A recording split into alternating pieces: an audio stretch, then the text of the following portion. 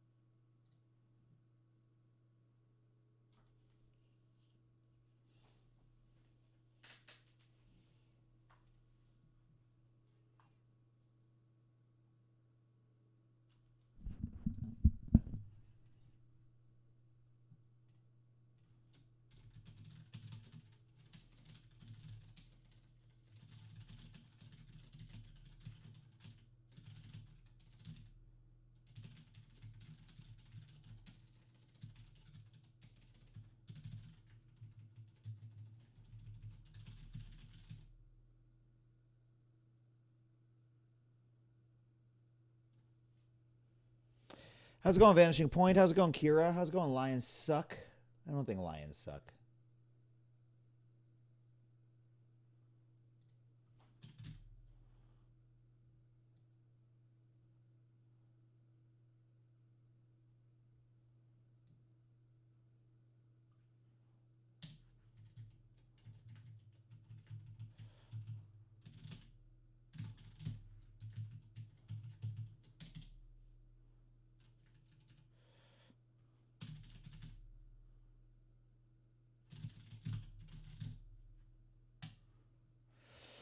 How's it going, Glitter Baby Kitty? How's it going?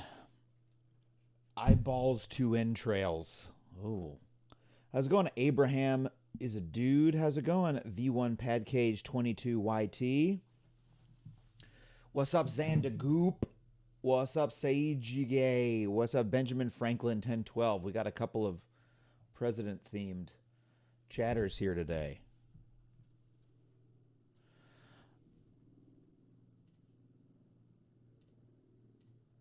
Still letting people filter in before we really get going here.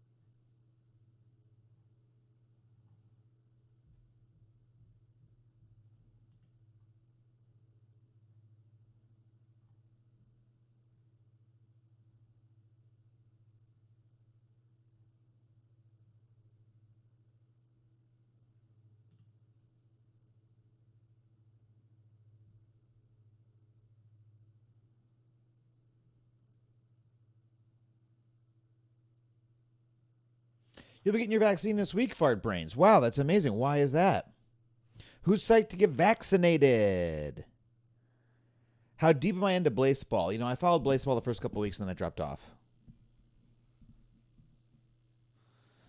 How's it going? It's Alex Pie.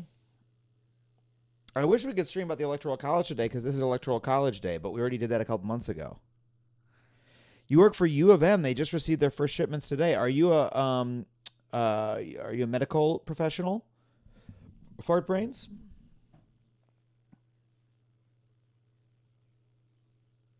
Vaccination. You are. What do you do, Fart Brains? Thank you for doing that work. I was like, how are you going to get that vaccine? I forgot. Oh, yeah, you could work. You could be a medical professional.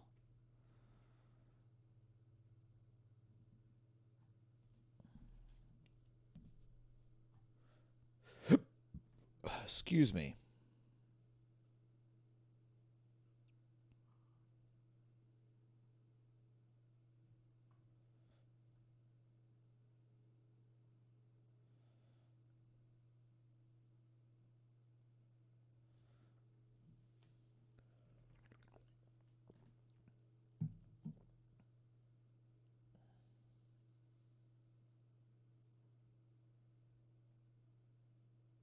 I'll kiss the vaccine on the lips, too. I don't give a shit.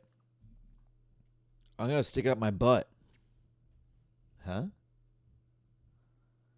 What?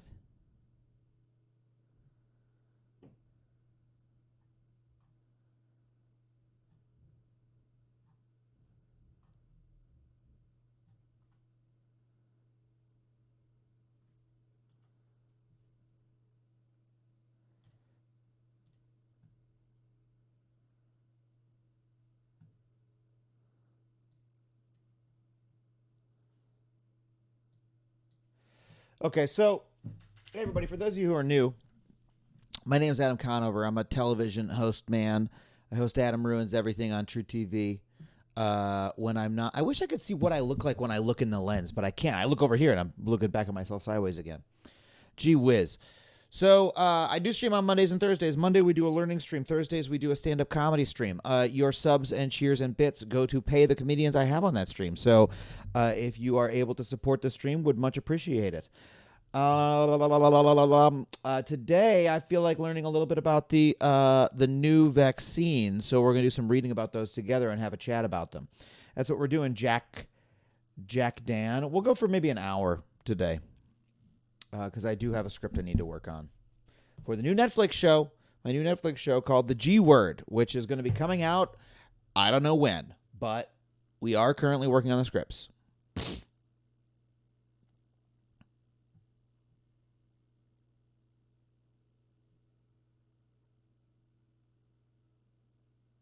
The G Word stands for government. It's going to be a show about the government. Hey, JP2EZ. Glad you enjoyed the raid last night. We raided you yesterday. Hey, everybody, follow JP2EZ. The G Word, yes, it's going to be about the U.S. federal government and what it does, the good things it does, the bad things it does, what relationship it has to us as citizens, all that kind of thing. It is going to be available worldwide. The Adam Ruins Everything character canonically die on the Eric Andre show? That's a really good question. So if you guys missed it, I was on the Eric Andre show. Eric Andre beat the shit out of me and killed me with bullets that he shot out of his butt.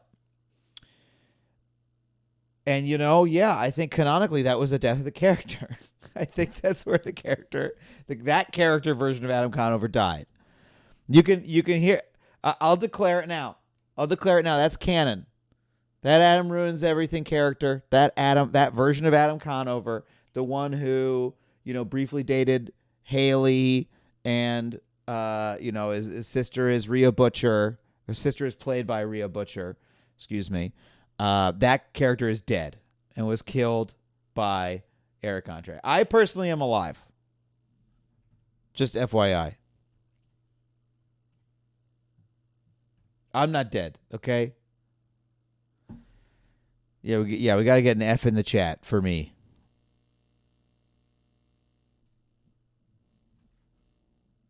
Where's my F? Where's my F in the chat? Get a little more brightness here. Okay, so let's learn about the vaccines, huh? Oh crap. Oh, what's going on here? Look under here, we've got a different webcam. This is my webcam. We've got two different cameras. If you guys ever wanted to see how an SLR holds up against a Logitech webcam, here's the difference. The SLR is much nicer, isn't it? Look at how nice this is now. Okay, we can delete this. Where'd it go? Logitech.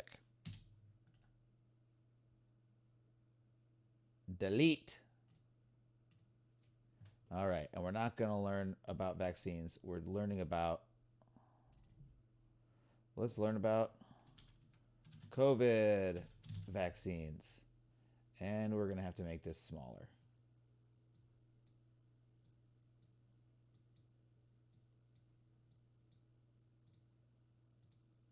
Well, we can't make it bold.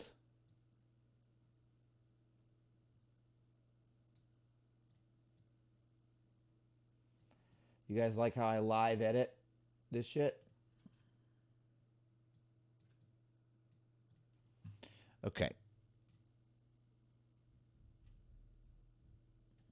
So we got there's 3 vaccines that I'm aware of. I should have prepped this a little bit more. I've got here Derek Lowe's in the Pipeline blog. Derek Lowe was a guest on my podcast, Factually, where we talked about the vaccines. Let's start a new Etherpad here.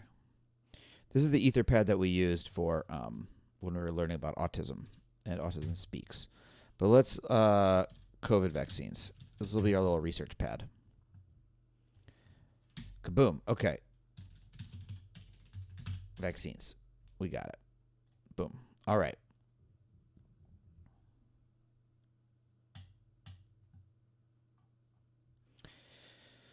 Death toll crosses 300,000. Jesus Christ.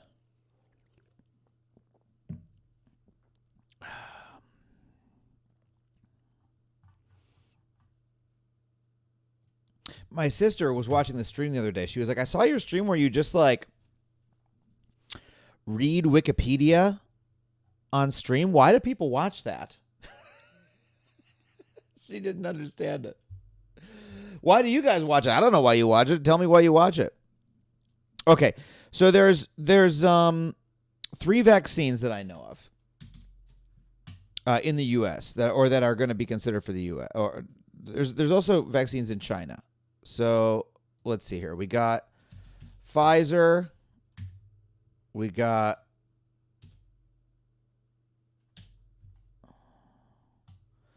AstraZeneca.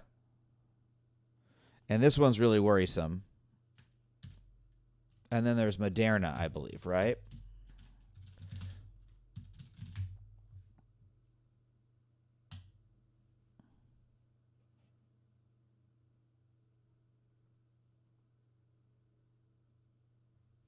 Yeah, okay. Let's learn about each of them. Pfizer. So this one was just approved by the FDA. So these 3 are going along in parallel. And we're doing a crazy push to get them out as quickly as possible.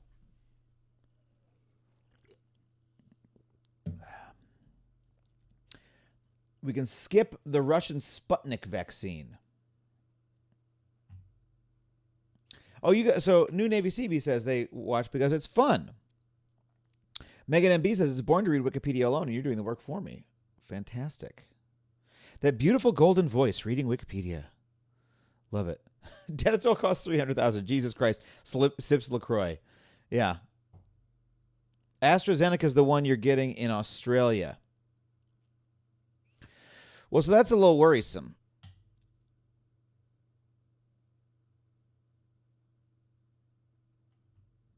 We can look at this first. The AstraZeneca COVID vaccine data isn't up to snuff. This was the 3rd one to release. And people are really hopeful about it because I believe its like storage medium is different than the other 2, which would have made it more effective in lower income areas.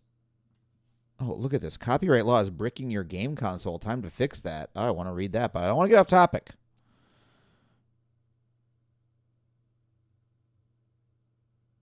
An analysis from an investment bank concluded, we believe this product will never be licensed in the U.S.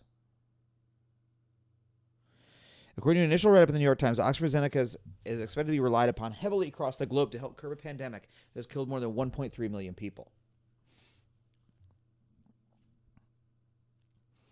Did not present results from a single large-scale phase 3 trial, as was the case about the BNT Pfizer Moderna vaccines. Came out of 2 separate studies, one in the UK that began in May and another in Brazil, which got started at the end of June. These 2 studies were substantially different from one another. They didn't have standardized dosing schemes across the trials, nor did they provide the same control injection to volunteers who were not getting the experimental COVID vaccine. The fact that they may have had to combine data from 2 trials in order to get a strong enough result raises the first red flag. So they combined data from 2 different trials. That's iffy.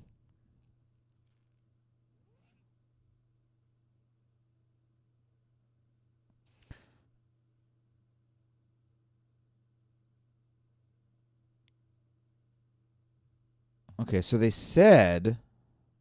So all the vaccine makers did a scientific rigor and integrity pledge. That's interesting. Biopharma leaders unite to stand with science. This is from September. All 9 CEOs, including AstraZeneca, GlaxoSmithKline, Johnson & Johnson, all these things.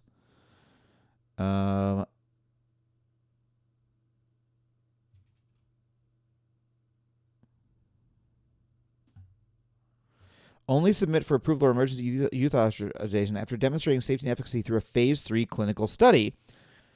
Wow, and they didn't do that. A phase 3 clinical study would be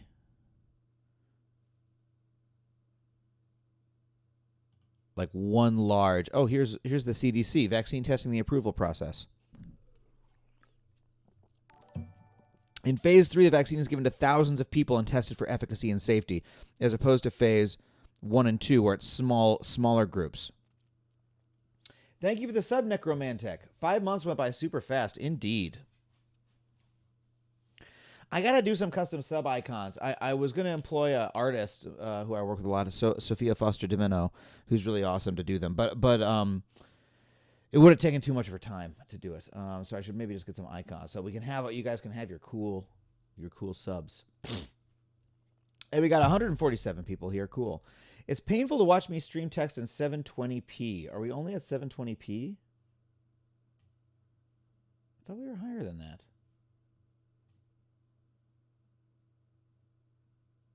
Oh, we are at 720p. Should I try to increase to 1080?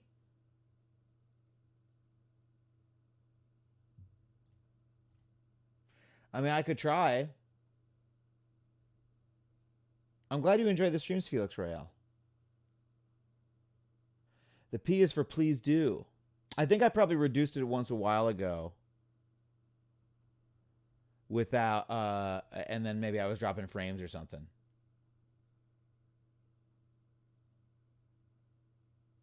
I mean, I can make this bigger. Look at that angry Santa. Adam unimpressed Santa. Is that a default ad, the Santa thing? I don't think I'd ever seen that before. The Santa hat. Is that some Twitch feature? Modify emotes. Okay, zooming the browser. Part of channel points. Okay. All right. Let's go in between here like this. All right. Does this have reader mode?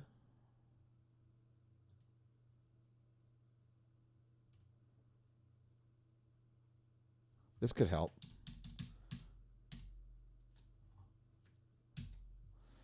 All right.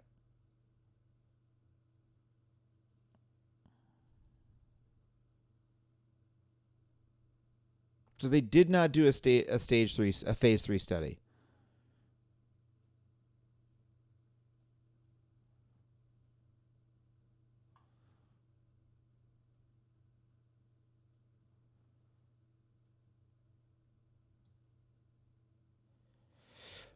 Okay, so BNT Moderna released FDA-approved blueprints for their trials called trial protocols.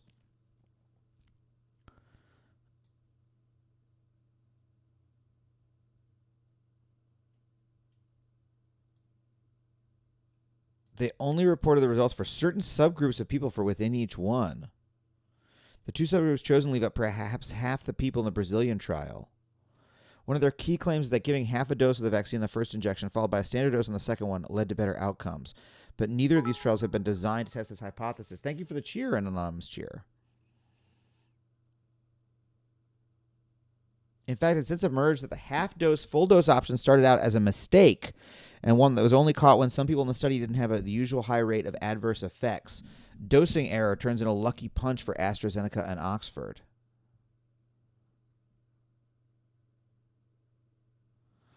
So they accidentally did the half dose.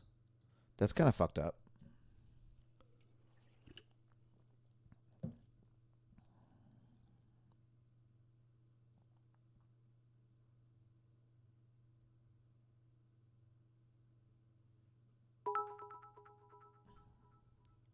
Thank you for the cheer, Necromantic.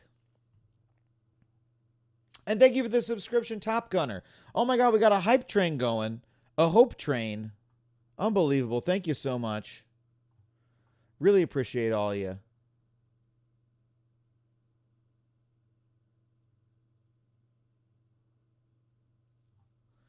Look at those emote modifications. Really fun. You're in a clinical trial of this one, Phantisma? Hold on a second. We got someone who's in this clinical trial of the Oxford AstraZeneca vaccine. Are you kidding me? That's incredible. Can we get to Hype Train level 2? Can someone gift Phantisma a sub for goddamn risking their body for science and being in the vaccine trial? Unbelievable. Primary source, baby. That's the primary of all primary sources. What is it like, Phantisma? Tell us.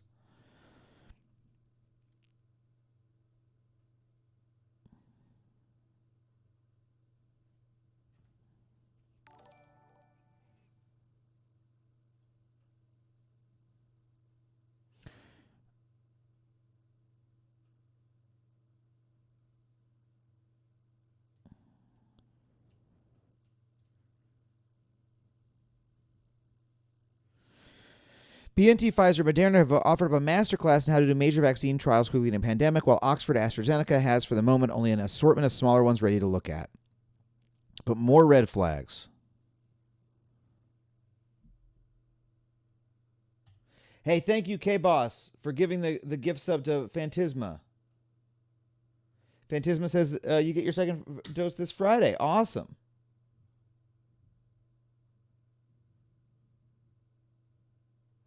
Hey, really cool, RJ Palumbo. RJ Palumbo is happy to answer our questions about how these vaccines work. According to NASDAQ, published December 8th, the AstraZeneca phase 3 trial offered a 70% efficacy.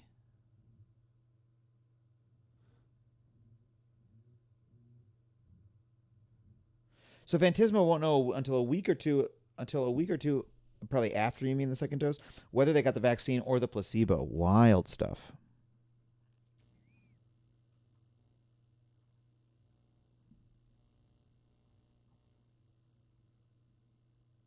There are other problems too.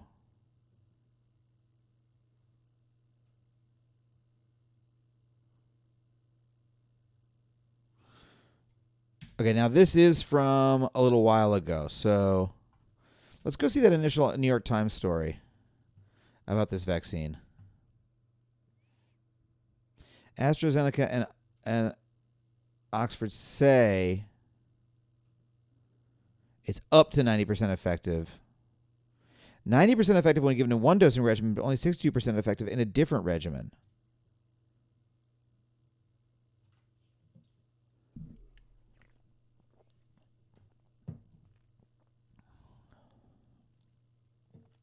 So the price of the shot at $3 to $4 is a fraction of that of some of the other potential vaccines.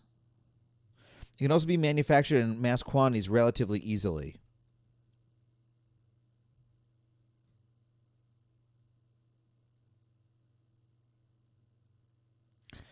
So what we've learned is, here, let's put this here.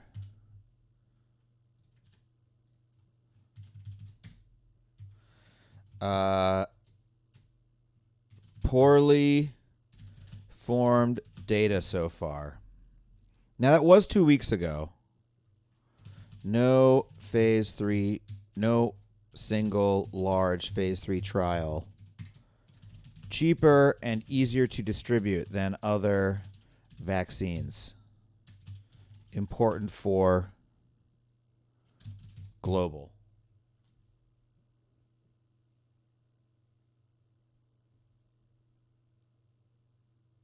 It's a double-blind study, so you don't know whether or not you got the placebo, neither do the people who gave it to you. But if you got the placebo, they will give you the real stuff for free if it's approved. Cool. Do you have to isolate? Yeah, good question. No, they don't. They probably don't want you to isolate, right? They want you to do the normal thing, so they see if you get it or not. And hey, Necromantic, thank you for giving the sub to RJ Palumbo too. We're up to level 2 of the hype train, and guys, we got a minute to get to level 3. Can we do it? Can you do it? I'd love to get to level 3. We'll all get some emotes or some shit. Jeff Bezos will get some money, but you guys will get emotes. And could anything be better than that? Oh, we got a cheer from Necromantic who got us. Now we're at 56%. Now we're doing great. Look at that. Look at all the emotes we're getting. We're getting emotes such as just so many different emotes.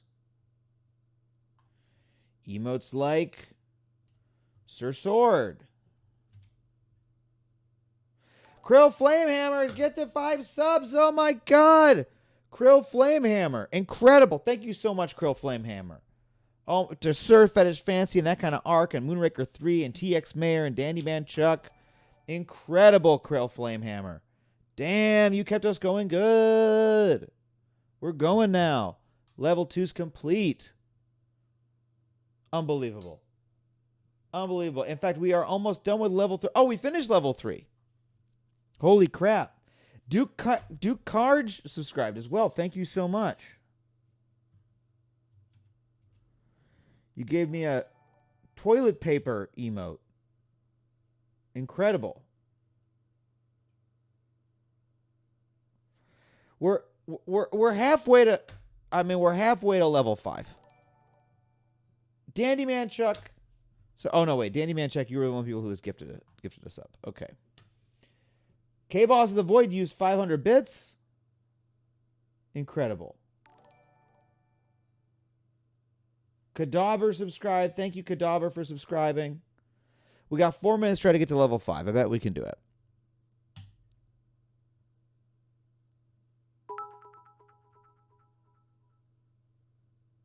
Well, this is interesting. I opened this a second ago by mistake.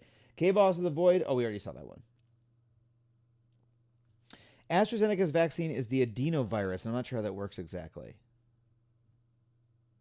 Yes, I've heard this. According to my wife, who has a degree in microbiology, her concern with the Pfizer vaccine is the temperature it needs to be stored at compared to the Moderna vaccine.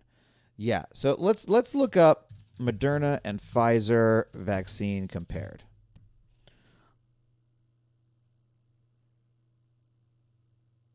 I'm not reading shit from the Motley Fool.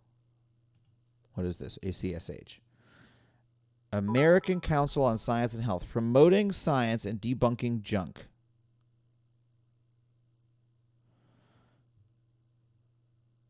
Hey, thank you for the cheers, Zandagoop. And AV8678. Oh my god, we're gonna make it, everybody. I feel we're gonna make it. How's it go, ramen haha? Yeah, now we gotta vet all the sources.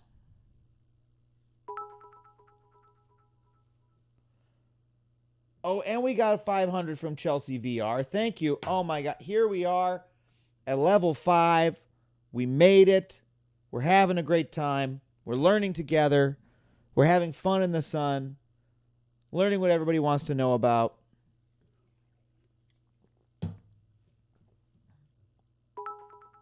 All right, let's take a look at this here. This is from 3 weeks ago, so it's a little old. But yeah, Pfizer's needs to be stored at negative 94 Fahrenheit. Pfizer was buying cubic tons of dry ice. Yeah, shelf life 5 days. Price per dose is cheaper than Moderna, but it needs to be kept at negative 100 Fahrenheit, and it has a shelf life of 5 days. Yeah, that doesn't seem as good as the Moderna one. Now, look at this, the AstraZeneca. The efficacy is 62% to 90%. That is quite the spread, and we know why that is. Krill Flamehammer, thank you for the sub. But look how cheap AstraZeneca's is. Adenoviral vector. I don't remember what the difference is between those. So yeah, AstraZeneca Oxford's going wide.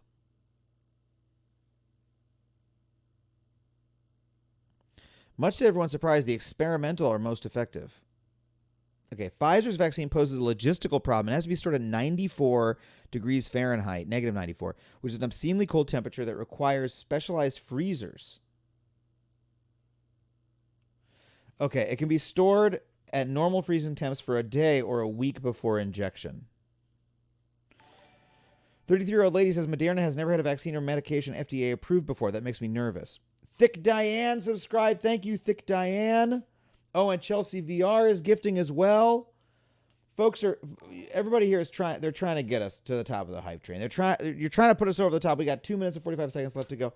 Ruthless Azteca subscribed. Thank you so much. Oh, that was the gift sub. RJP Palumbo says mRNA is inherently unstable. At negative 80 degrees, it is very stable. But after thawing, the clock starts ticking. So it can be kept at 4C for a few days, then it's toast. Wow. K. Dauber cheered. Thank you for the cheer. Instant 3 Play says, hey, I made this simple explanation website for the vaccine hesitant. Let's check out your website.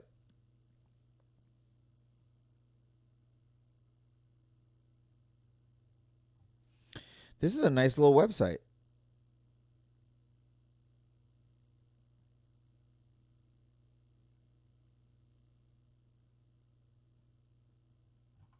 I like it. Good job. Thank you for publishing that.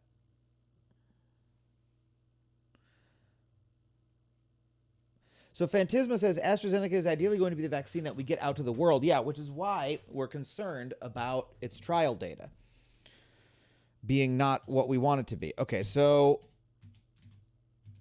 storage problems must be stored at negative 94. How do you type a fucking... I'll just write degrees.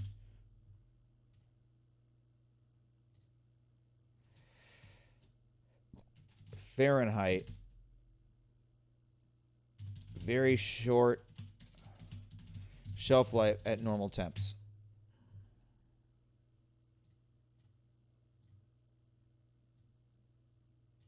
And it's 95% effective.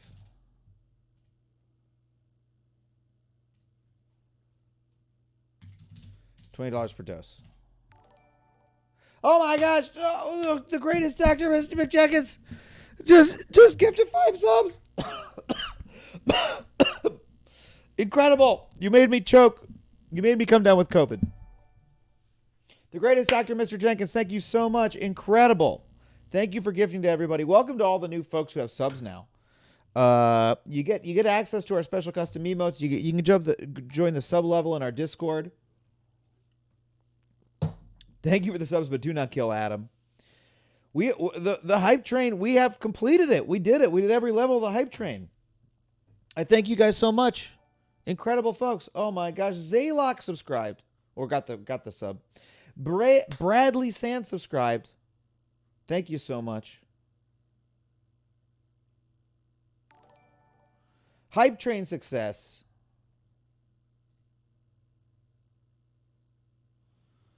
Unbelievable. Look at this.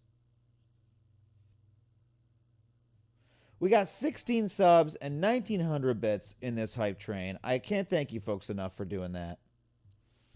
All right, so Moderna has a shelf life of 1 month. Much better. Moderna. -4 degrees Fahrenheit storage. Much more normal. That's like a normal cold temperature, right? And most expensive, $32 a dose. It's not yet approved, right? Yeah, and smallest number of available doses before end of year.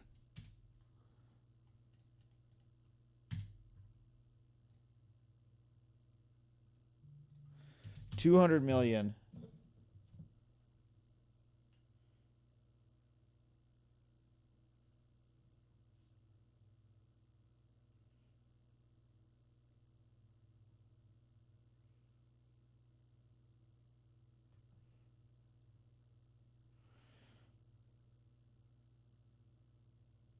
Sorry, I was just looking at texts I got.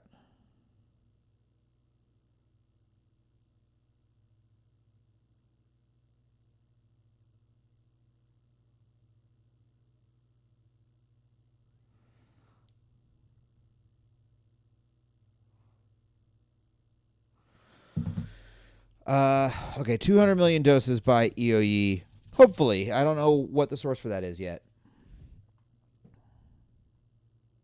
Okay. So let's look at this. This is the guy I trust the most. This is Derek Lowe. We had him on the podcast. He does this blog for Science, the esteemed website Science, called In the Pipeline on drug discovery in the pharma industry.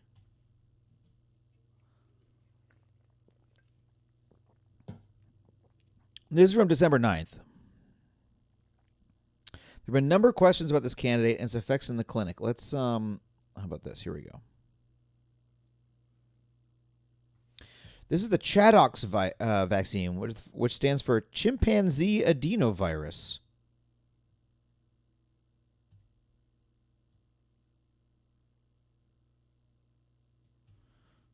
So there's two types of vaccines. We've got adenovirus and we've got mRNA viruses, right?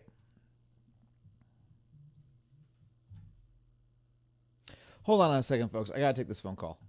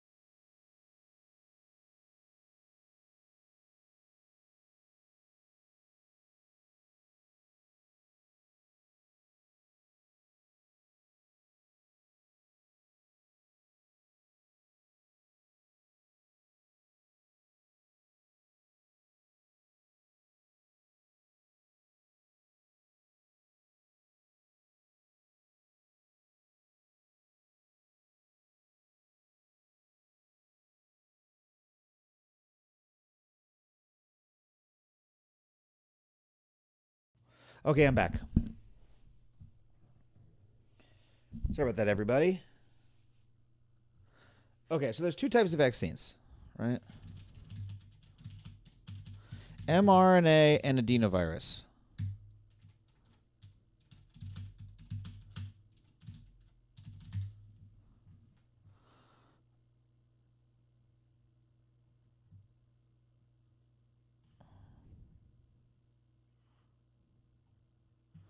Here we go. You know, people shit talk Vox a lot on the internet. They're like, "Oh, you got that on Vox," and like, I find Vox to be like very good a lot of the time. Like a lot of the time, they're just like reading the studies and letting you know what they say, which is like the important thing.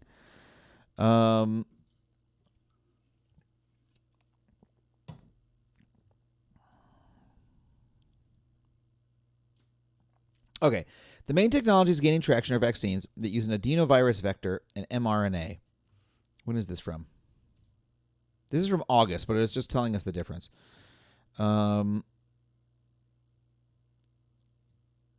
Okay, rather than construct a new vaccine from scratch, the idea behind this technology is use a standard set of parts, like a repurposed virus or a nanoparticle, to carry genetic material into a cell. That material, DNA or RNA, can then code for specific proteins from a virus.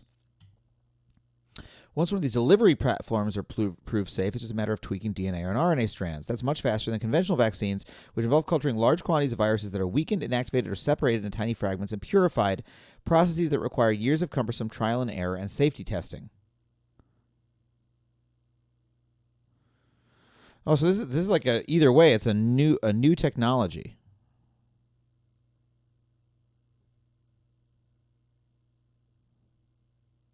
So it's like a new platform.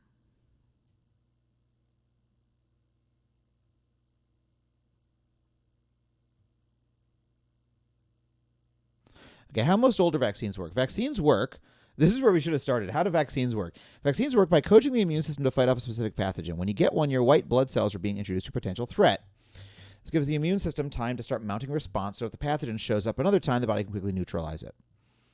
So yeah, it's like it basically it's like a heads up for your immune system. It's like, yo, make antibodies for this.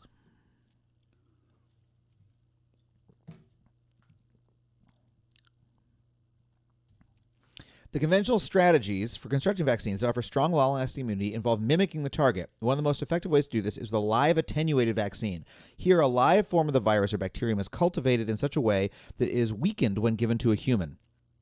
The pathogen can reproduce somewhat, but rarely enough to make the recipient sick. The most common vaccines against smallpox, MMR, use live attenuated viruses.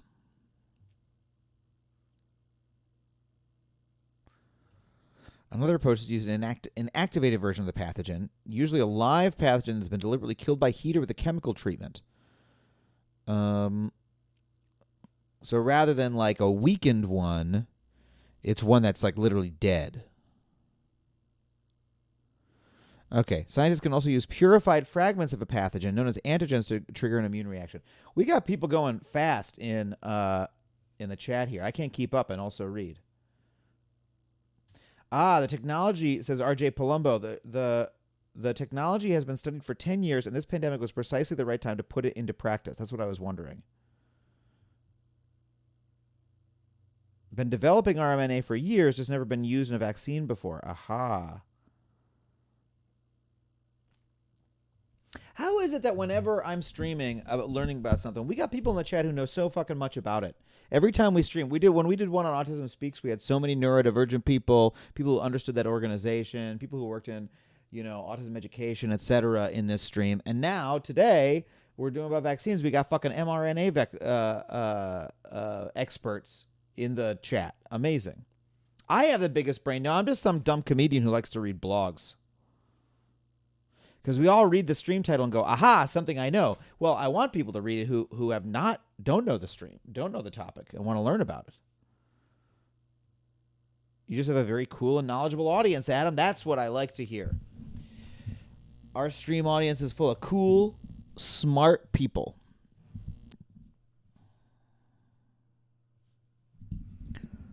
Okay.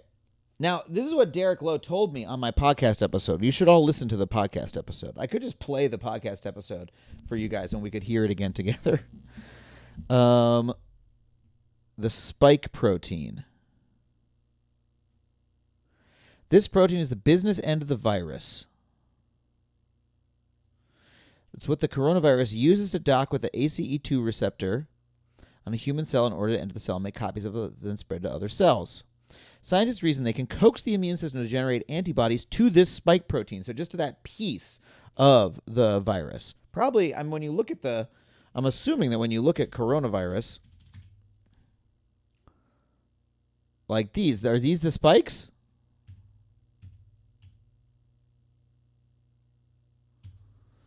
Isn't coronavirus kind of cute? You know what it looks like. Am I right or am I right?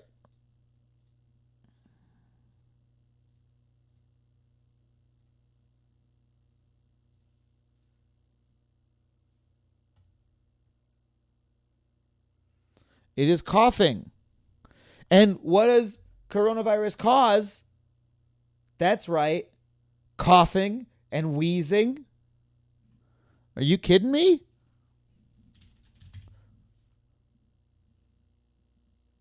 Wheezing looks so much less happy than coughing.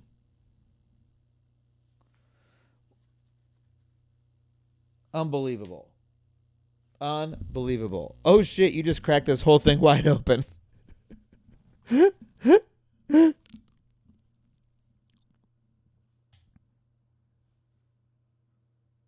I've always thought coughing was really cute. He's such a happy little guy.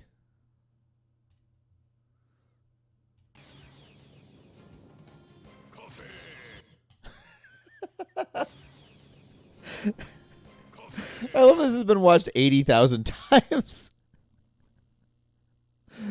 Let's watch a little more coughing content. I choose you.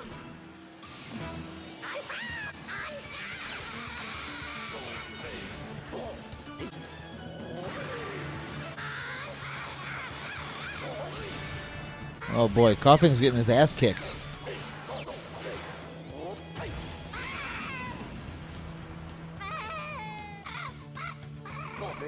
Let's wrap this up.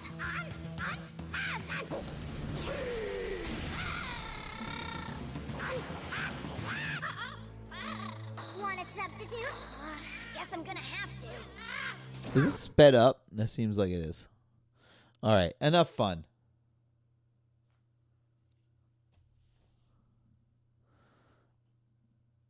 All right. Antibodies are proteins made by the immune system to attach to specific parts of the pathogen, thereby disabling or marking for destruction by other immune cells. If antibodies bind the spike protein of a live SARS-CoV-2 virus, they could prevent it from causing an infection. With these new platforms, it's not the spike protein of the virus that's being injected, it's the genetic instructions for making it.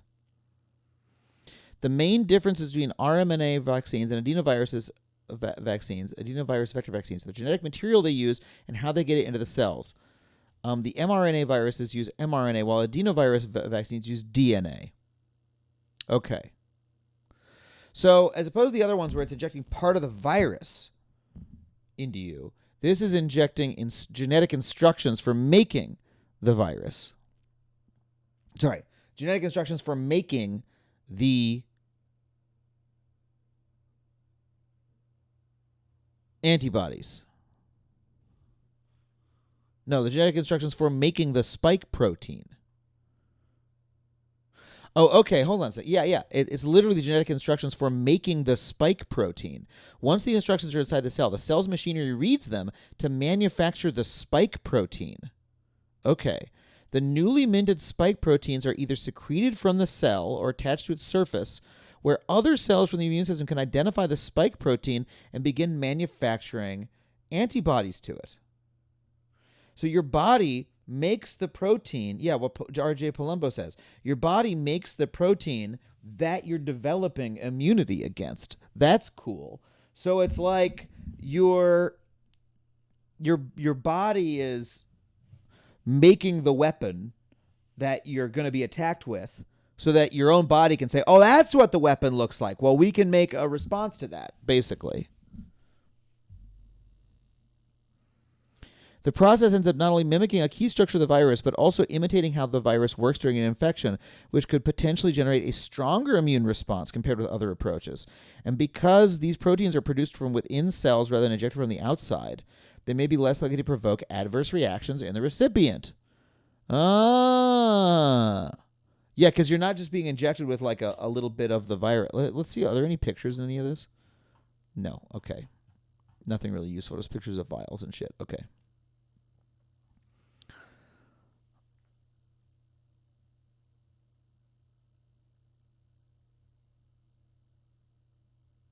Okay, mRNA stands for messenger ribonucleic acid. It's a molecule that's copied from the DNA cell.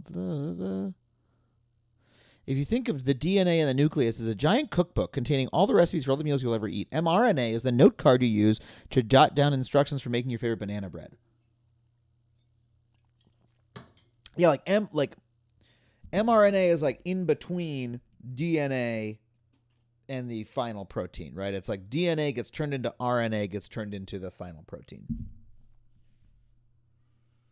The worry about mRNA was that it wouldn't work, that the body wouldn't be able to follow the instructions. Yeah, I mean, this sounds complex, But it sounds like our bodies are really doing it.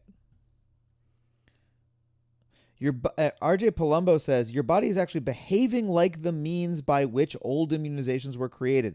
Isn't that great? Yeah, RJ Palumbo, this is incredibly cool stuff. What's the link for this article? I'll put it in the chat here. Oh, here. I meant to put this there. Choo Choo Hype Mage. I don't know why that was like left over from our hype train. Okay.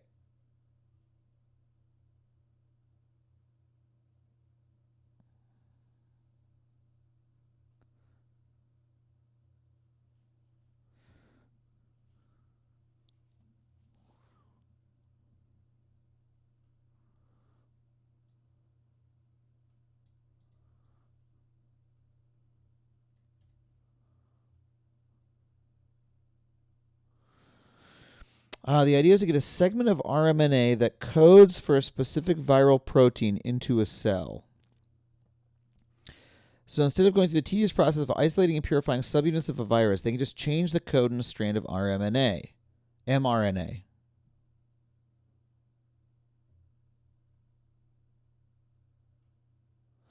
only took 66 days from when the genome of the SARS-CoV-2 virus was sequenced to when the first patient was injected with an mRNA-based COVID-19 vaccine. Cool. So basically, like mRNA is basically just code. So you're saying you can just take a segment of code from the virus once you have it and like inject, like just make some mRNA that matches it. Like we see that we're looking at the virus genome and it's like ACGATZC, and then we just like make a piece of RNA that says that and inject it in. Do I have it right, RJ Palumbo? The great thing is that if this truly works, and it appears it will, you can make mRNA vaccines against any virus. That is fucking cool, RJ Palumbo. Wow. So you're telling me, okay, so like the common cold caused by a virus, right? But we can't vaccinate against it, well, because there's too many different strains, probably, right? And we haven't like gotten the technical need to do it. The technical, but mRNA would make it much easier. Or like the flu vaccine is like very hard to do every year. The caveat is some viruses mutate too fast, so that's like what I'm talking about. The common cold probably mutates very fast, I would guess, right? I'm just guessing. What the fuck is the common cold? For slow mutating viruses, this will be the new standard. A viral infectious disease of the upper respiratory tract that primarily affects the nose.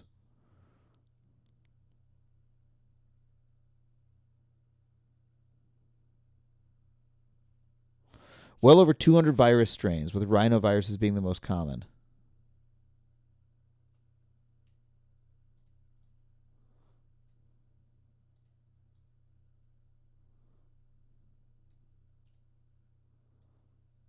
Under normal circumstances, the average adult gets 2 to 3 colds a year.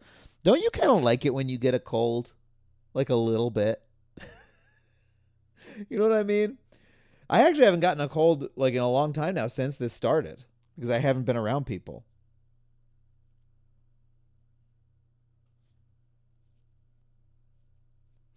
Great joke, Anxious Spider-Man. You don't like when you get a cold. Okay, I'm sorry.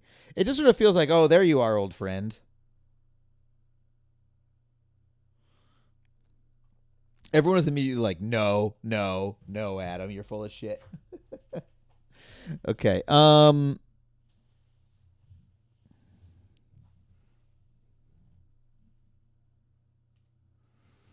So one of the challenges, your body can perceive it as a threat.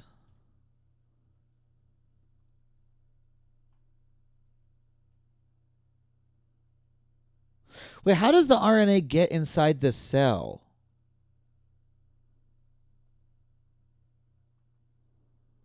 Because they're still just injecting that into you and then it's floating around, right?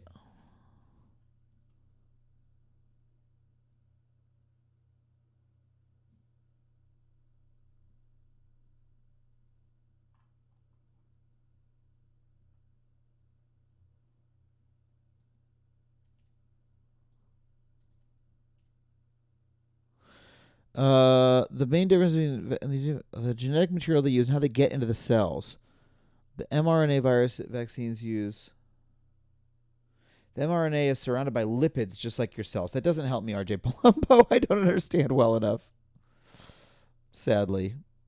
It's like oil and water. They'll coalesce. Oh, okay. So it's just like they're like bloop. Like they just collide and then connect.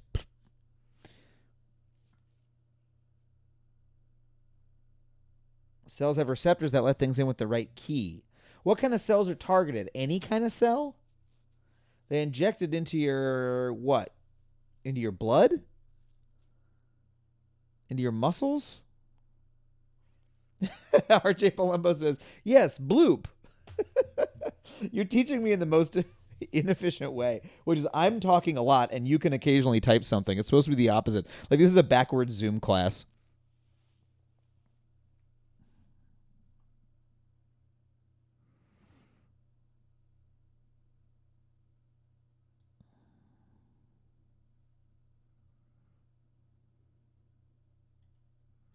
Inovio is developing a vaccine that uses a double-stranded ring of DNA known as a plasmid. It requires a plasmid like from Bioshock. Can RJ Palumbo also be on the stream? Plasmids, pew, pew, pew. Yeah, RJ Palumbo's being a VIP here. Okay, the other one is the adenovirus vector. Also the basis for, AstraZeneca. So Johnson & Johnson is also using this one.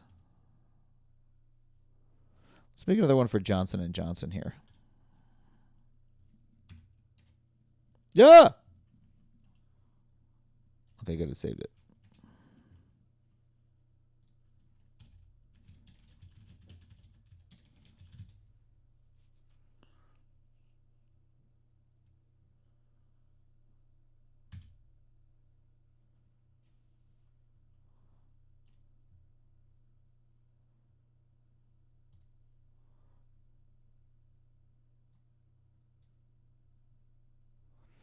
Russian government's also working on one, Sputnik.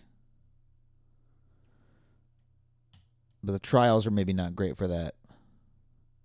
Adenoviruses are family of viruses that usually cause mild illnesses with symptoms resembling common cold.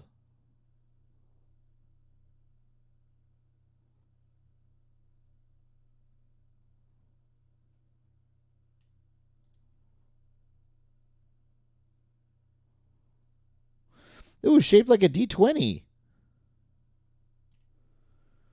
Like they just straight up linked to a D&D dice page.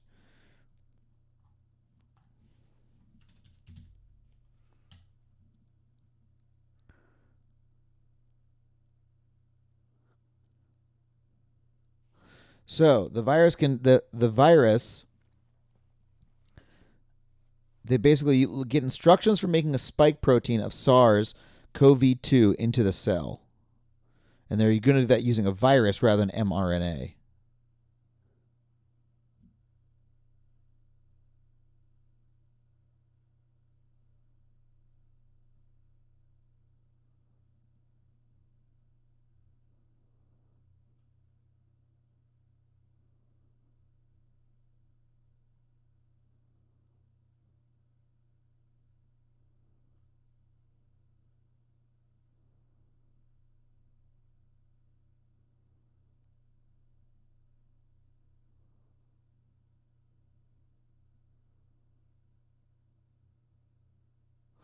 Here's the problem. Because versions of adenovirus spread in humans, there are many people who have immunity.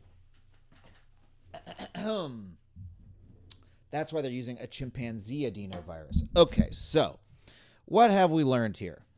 Vaccines. How COVID vaccines work. So, the vaccines trick your cells into producing the spike protein, part of the SARS-CoV-2 virus, so that your immune system can recognize it and develop antibodies. Right? Okay. To get the instructions for building the spike protein into your cells, the vaccines use one of two methods: mRNA,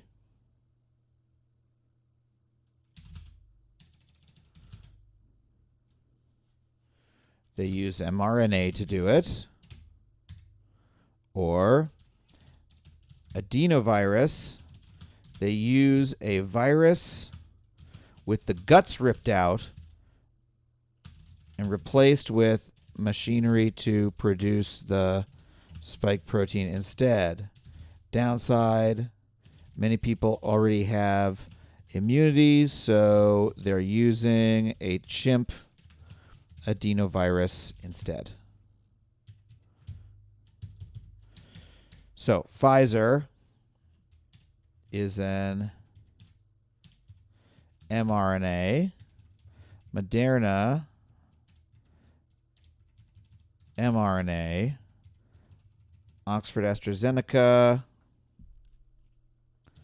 adenovirus.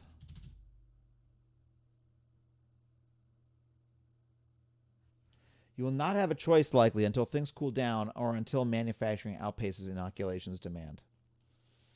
Yeah, that sounds about right. Okay, so let's read more about this AstraZeneca data from Derek Lowe here.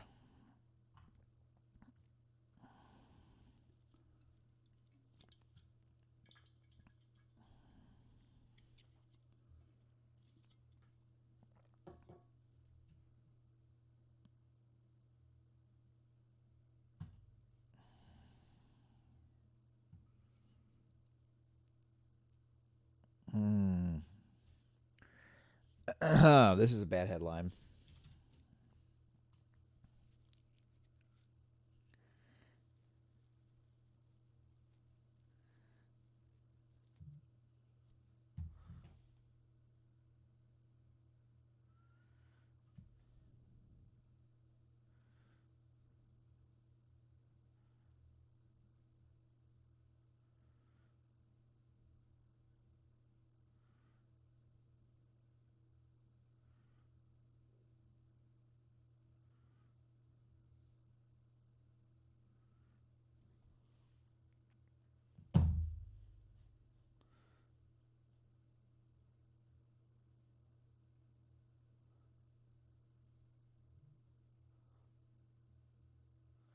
Very glad we have Adam to read this incredibly dense text for us. My brain hates it so much. I mean, I'm not doing a very good job reading it either. This is not the kind of thing I normally read.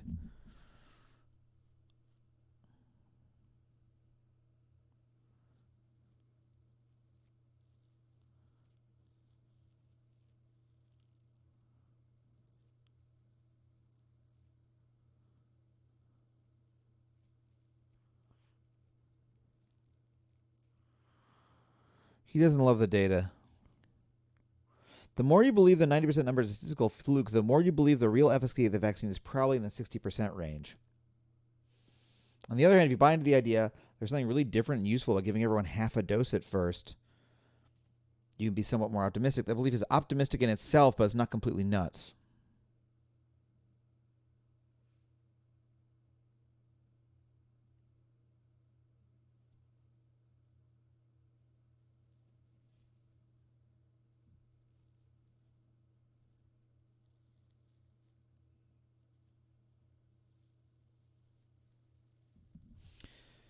Made him curious about the coming J&J data.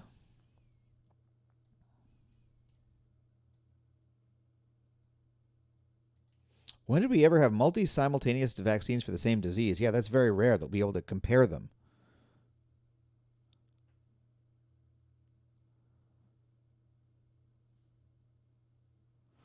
Okay, so not a lot of info here for me yet.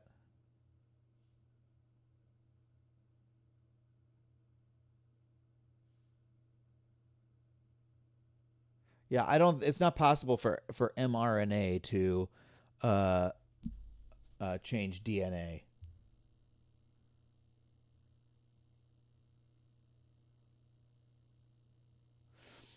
Where is the idea it's an actual 60% efficacy? That comes from the data about the Oxford AstraZeneca. Remember, this is the one that has the range of 60 to 90%.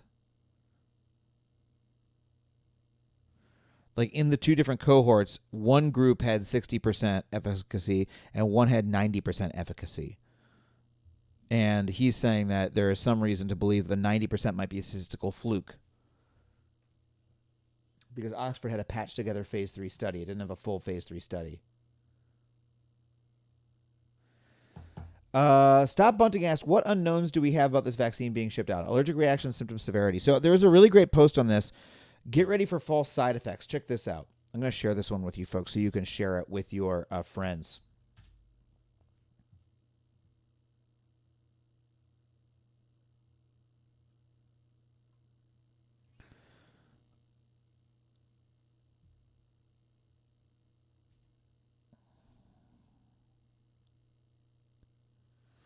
Yeah, this is a good breakdown from 10 days ago about just where everything's at. Data for Pfizer and Moderna continues to look good. A new report, the longevity of immune response, actually. Let's check that out.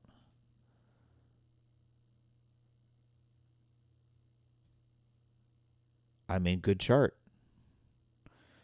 Seems like it stays up pretty high. And the J&J of Novavax efforts still to report. So let's add that. Johnson & Johnson and Novavax still left to report.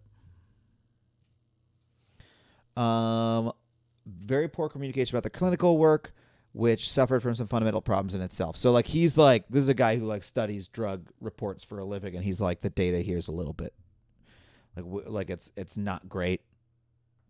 You know, we don't have enough to go on here.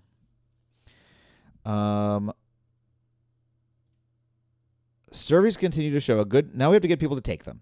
Surveys continue to show a good number of people who are at the very least in the why don't you take it first category. I tend to think of the vaccine as dose becomes reality. More people get in line to be a shot. That remains to be seen. He's optimistic. I want to highlight something we should all keep in mind, though. Bob Wachter had a very good thread on Twitter. One of the good points he made was this one. We're talking about treating very large populations, which means you're going to see the usual run of mortality and morbidity that you see across large samples. Specifically, if you take 10 million people and just wave your hand back and forth in front of their upper arms, in the next 2 months, you would expect to see about 4,000 heart attacks, about 4,000 strokes, over 9,000 new diagnoses of cancer, and about 14,000 of that 10 million will die out of usual all-causes mortality. No one would notice. That's how many people die and get sick anyway. Get it? This is like, you know, the number of reasons that people just die. People are hit by buses and shit. You know what I mean? People have heart attacks. People have strokes. People just get cancer, just normal death rate. If you took those 10 million people and give them a new vaccine instead, there's a real danger that those heart attacks, cancer diagnoses, and deaths will be attributed to the vaccine. If you reach a large enough population, you're literally going to have cases where someone gets the vaccine and drops dead the next day, just as they would have if they didn't get the vaccine. It could prove difficult to convince that person's friends and relatives of that lack of connection, though. That's right. I mean, think about it. We know that's going to happen. We know you're going to see people say, my little baby got the vaccine, and the next day they die. And the person's very sad because the person did die, and they are very sad, but they're going to make that connection. We know that is going to happen. Going to happen, 100%. Post hoc ergo propter hoc is one of the most powerful fallacies in human logic. Let's just look that up. I know what it is, but maybe we could all use a refresher. Post hoc ergo propter hoc.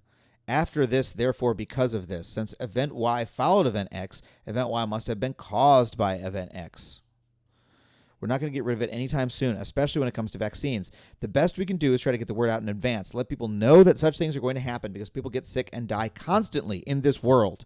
The key will be whether they are getting sick or dying at a noticeably higher rate once they have been vaccinated. That is the important part. We have to look at all of the data. And here's the thing. We know from our observations of humanity that we are not great as a species at looking at data as opposed to going with our emotions, right, and going with our fallacies. So there are going to be a lot of people who, you know, it's the same thing as like what is the fundamental reason that people think vaccines cause autism? What's the fundamental reason? There's no science behind it, right? It's all fake. But After the idea was proposed, you had people saying, oh, yeah, my kid got a vaccine, and then soon after, something changed, right? Well, the thing is, symptoms of autism tend to develop at around the same time that kids get vaccinated, around like a year or two, a couple years in. And so that's that fallacy, post hoc ergo propter hoc, right? This happened after, therefore must have been caused by. And so we're going to see exactly the same thing happen with these vaccines. And that is really, really dangerous.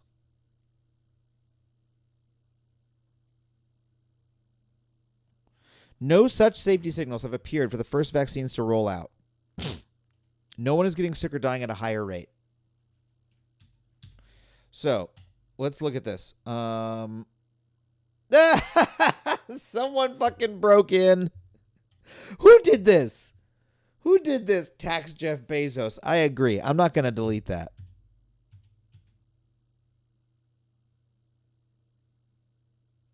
Oh, someone typed in the source too. You folks are fun. All right. Side effects. Yeah.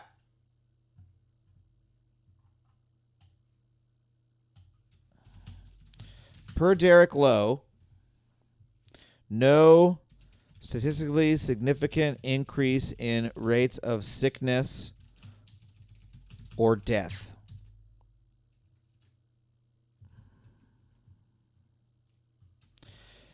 Biggest risk that people start associating otherwise normal rates of death with vaccine via the post hoc fallacy. Hacking in, and they go tax Jeff Bezos and cite a source. That's our fans, baby.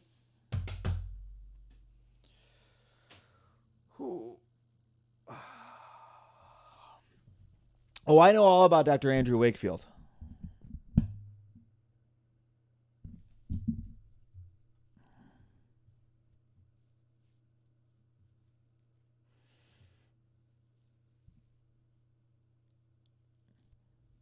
What else should we read about these?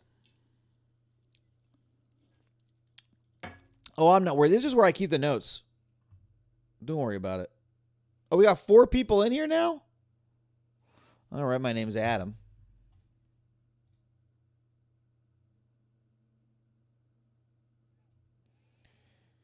We got a lot of people logging in here. Nobody's messing around yet. You folks are being very nice. CyberB25 says the issue will be if we vaccinate the elderly first because of age they tend to die more. Yeah, really good point. CyberB.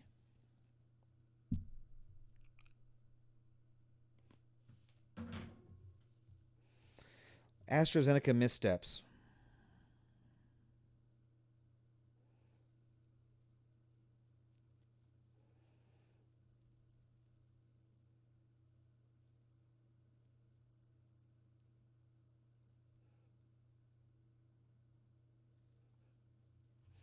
AstraZeneca failed to disclose a hiccup in its vaccine trial. Communication blunders. A vaccine that was expected to account for a substantial portion, by one metric as much as 60% of the total vaccine supply in the United States, faces an uncertain future.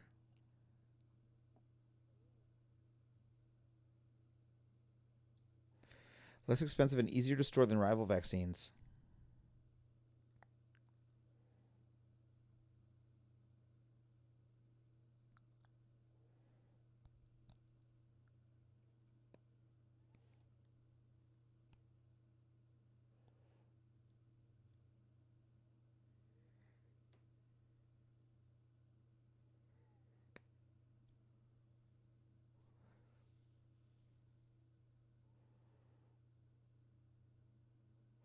The world bet on this vaccine. What a disappointment. They were just upfront on safety, on efficacy, on dosing, on everything from the get-go. They're in such a better position. What they've done now is diminish credibility, and I don't know how they're going to regain that. Oof.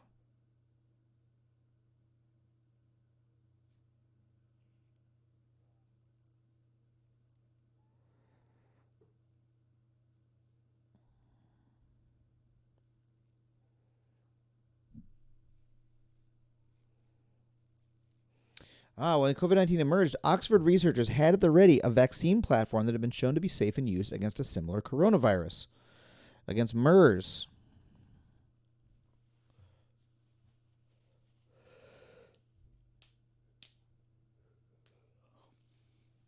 Just chilling on stream, Seahawk 99999999999999999999999999999.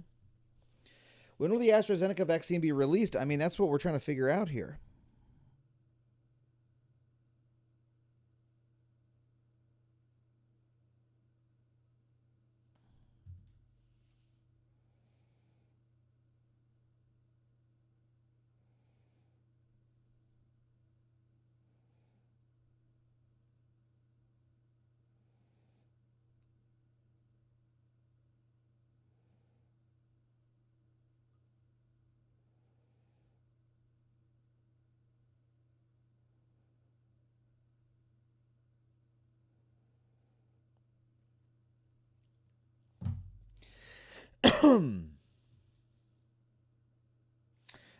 Twitch chat that you can read. Yes, because my Twitch is not very popular.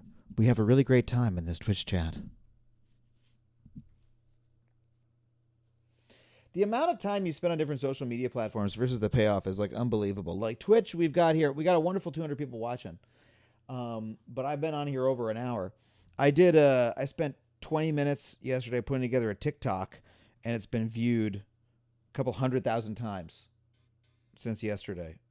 On the other hand, I barely get paid for it, and here we had a nice hype train going.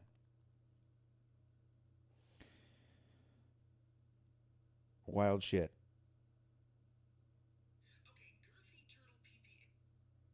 Sorry, I was watching my own TikTok. You ever just go watch your own TikTok? Just love looking at my own TikToks. All right.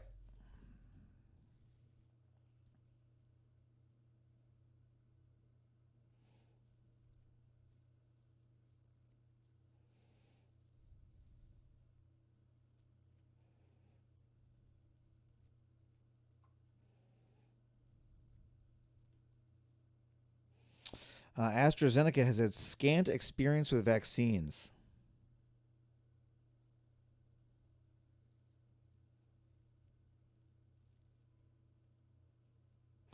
Isn't it funny how like unimpressive science labs look? I mean, they got like a Dell monitor here on like an old PC, crappy keyboard, microwave in the background, might be a toaster oven.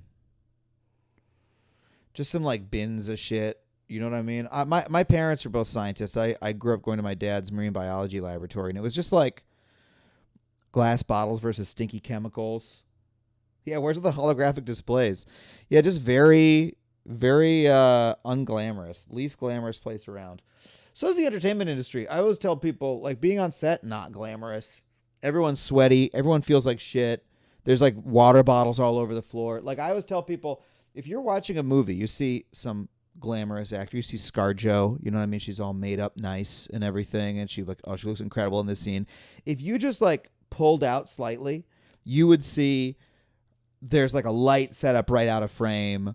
There's like a coffee cup down at her feet that she put down there because she was like sipping it really quick. They like just made that one area look nice. There's like tape holding all the different parts of her outfit together. She's like, dying to take her shoes off. As soon as they yell cut, she takes them off and puts on some slippers and goes, "Oh, fuck, my feet hurt." Like, it's 1 a.m. I mean, night scenes are normally filmed overnight, so it might be like 4 a.m. It's crazy shit. There are water bottles in Game of Thrones scenes. Yeah, I love that. I loved the Starbucks cup in the Game of Thrones scene because I get it. I get why that's there. I mean, it's amazing that it happened to like the biggest show on television. But like, yeah, I mean, people just have coffee cups all over the place and like they put them down on a table.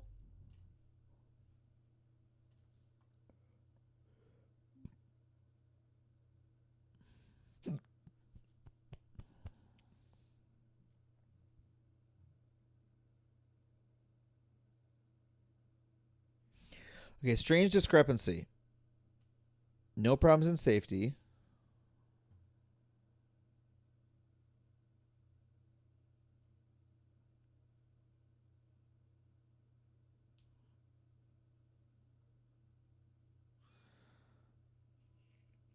They found the concentration of viral particles double what they thought.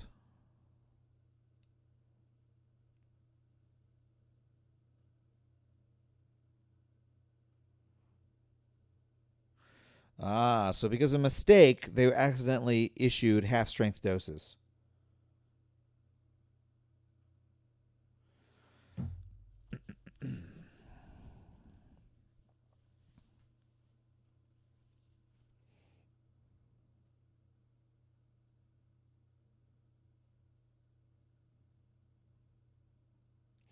Such optimism was premature.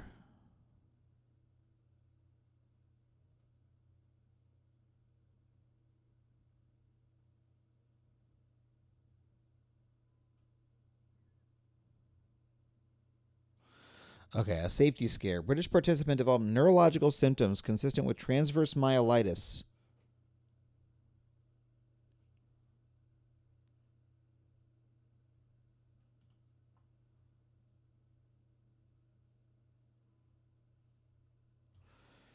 The FDA didn't know about it.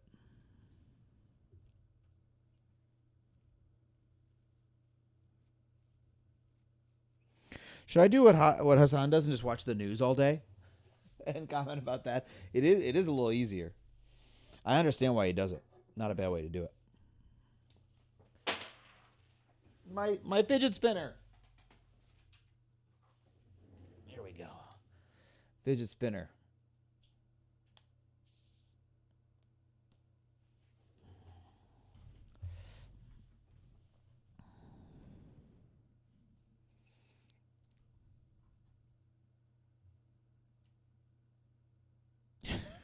Amazon owns Twitch. Bring back antitrust. You guys are great. And you didn't mess up the good part of it. I appreciate that.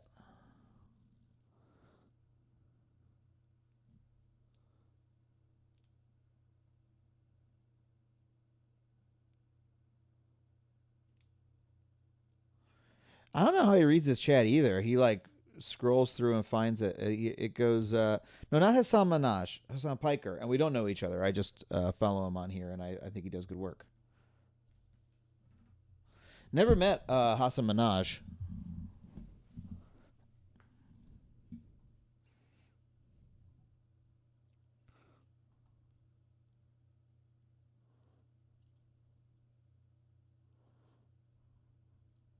The proof is in the pudding, and phase 3 is the pudding.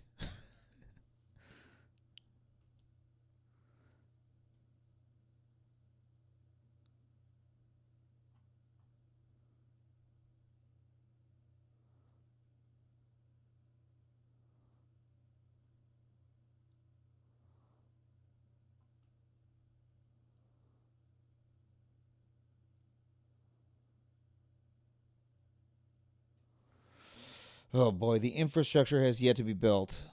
It's one thing to make it in a lab. It's quite different endeavor to make billions of doses on multiple assembly lines in different parts of the world. Global supply chain and validation to ensure the facilities provide a consistent product.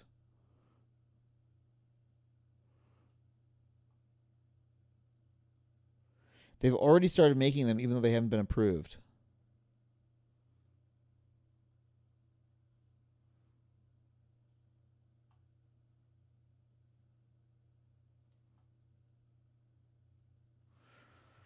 Still demand measures like social distancing until significant numbers of people are vaccinated to create herd immunity.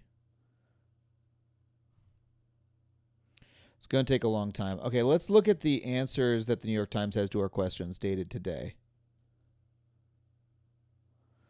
Where are we in developing a vaccine? This is helpful. This is where we'll end for today because I'm getting tired of talking. Really thank everybody for watching with us today. Thank you guys for this successful hype train. Oh my God, thank you to Daithy86 for the subscription. Amazing. Thanks for joining us. Welcome to the ranks of the Conover Watchers.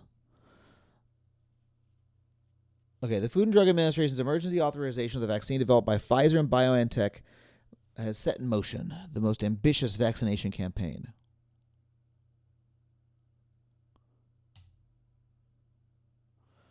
I have antibodies. Am I now immune?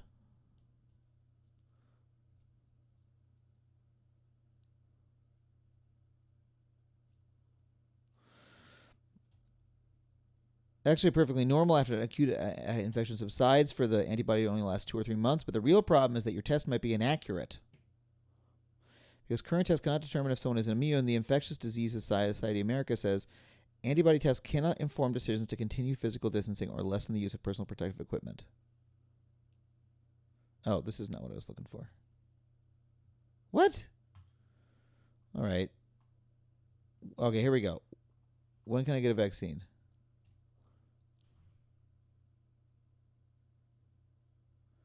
Who will get the vaccine first? Obviously, elderly people and frontline medical workers. I am at the end of the line.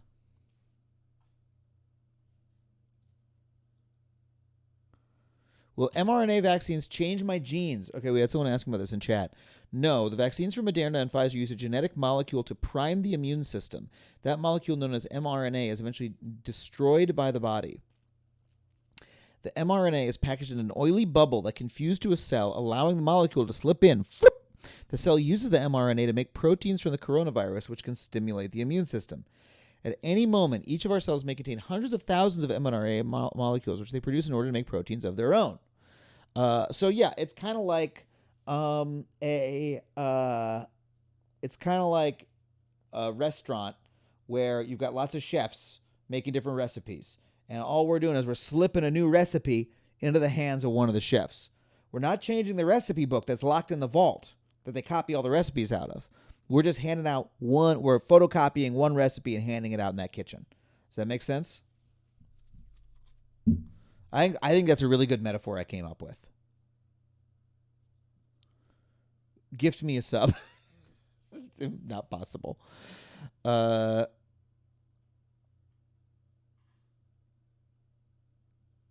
so the mRNA. Oh, the mRNA in vaccines is engineered to withstand the cell's enzymes a bit longer. So the cells can make extra virus proteins and prompt a stronger immune response. But the mRNA can only last for a few days at most before they are destroyed.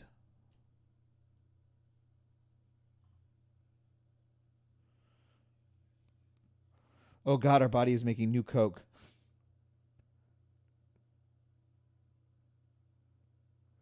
RJ Palumbo approved my restaurant analogy. Yeah. We're just handing out, we're photocopying new recipes. We're not changing the recipe book, which is all in the head of the famous chef who's running the April Blumenfield, the David Chang, to take 2 semi-abusive restaurateurs as examples.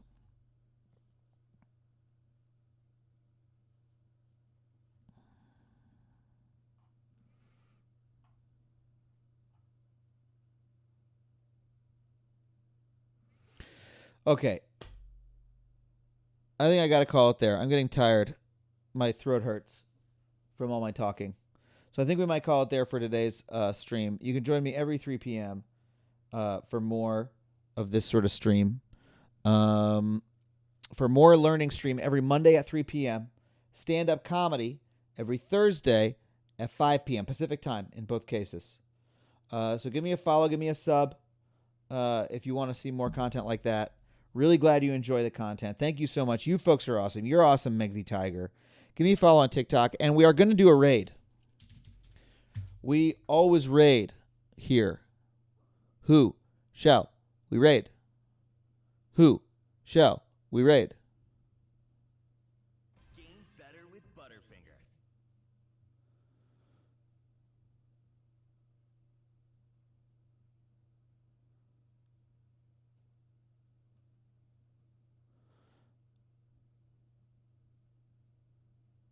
We can raid my friend Eli Uden, who used to work at College Humor. Let's raid him. He's playing Magic the Gathering right now. How about that? Drawfee is live. Drawfee has more viewers than I do. I only want to raid people with less viewers than I do. Although I guess if I raided, they might follow me. They might come back and follow me. We'll do Eli. He only has 13 people in his stream right now. I didn't even know he plays Magic the Gathering Arena. Now I'm like insulted he doesn't play with me.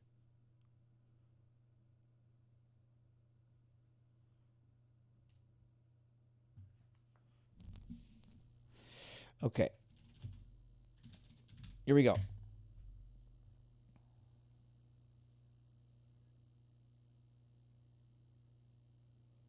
Oh, we're going to go get them.